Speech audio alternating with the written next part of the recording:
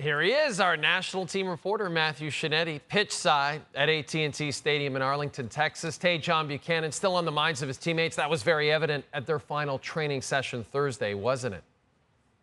Absolutely, Jay. What a week it has been. We started this week thinking that Tajon Buchanan was going to be the X factor on the field for Canada.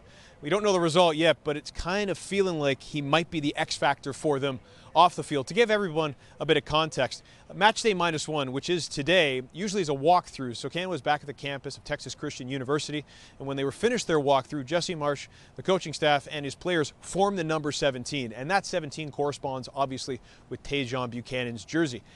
What's so interesting about this story is earlier in the week, when all this happened, the emotions that I was getting from Tajon Buchanan's camp, obviously that he was sad and shocked.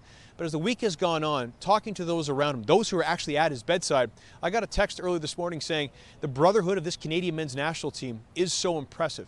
As the team kept filing through at that Dallas area hospital, Tajon's emotions started to change, and the early indications I was getting earlier in the week, obviously immediately after the injury happened, is he wasn't possibly going to be here at AT&T Stadium.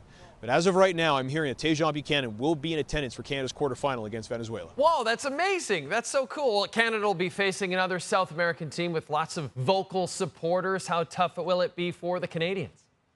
I have been there with them as they have been on this month tour through Rotterdam, Bordeaux, Atlanta, Kansas City, and Orlando. It has been loud for the other team at every place they have been. And in particular, an anecdote, Kyle Larin was telling me on the field in Orlando after they qualified for the knockout rounds in that tie over Chile, that while the Chilean fans were passionately singing their anthem at the beginning of the game, the starting 11 for the Canadian men's national team actually turned to each other and started to laugh.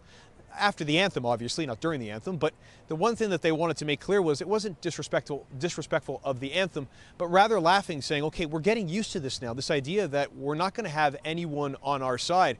And it'll be passionate and loud, this crowd, for Venezuela, because when you look at the world rankings, Venezuela is actually ranked lower than Canada. And inside CONMEBOL, they're not considered a powerhouse. And it's been 13 years since they've made the Copa America semifinals. So there's going to be so much emotion that's going to be pointed right at Canada yet again. But Jesse Marsh and Alistair Johnston and their match day -1 availabilities talked about that, said Canada's learning how to play with that.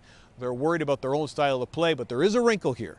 It's only 90 minutes. There is an extra time now in the knockout round of this Copa America. So all that emotion, when you see it in that 90 minutes, if it's tied at the end, there's going to be a ton of emotion once we get to that penalty shootout. And with that looming threat of a penalty shootout, tell us how Jesse Marsh is preparing for that possibility. Well, penalty shootouts or the penalty spot, I should say, has been really such an important part of this journey of the Canadian men's national team when you point back to Alphonso Davies missing against Belgium in that first game of the 2022 World Cup for Canada.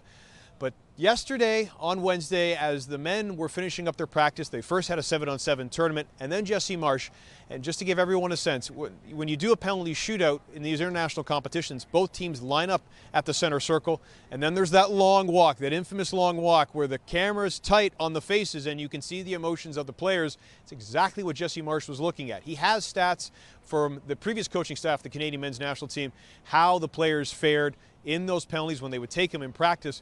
But there was a focus on looking at the emotions, the confidence level of the players as they stepped up to the spot, because it really might come down to a kick from the penalty spot that could take Canada to the Copa America semifinals. This will be just the third all-time meeting between the two nations. Both of the other games ended in draws. Thanks, Matthew.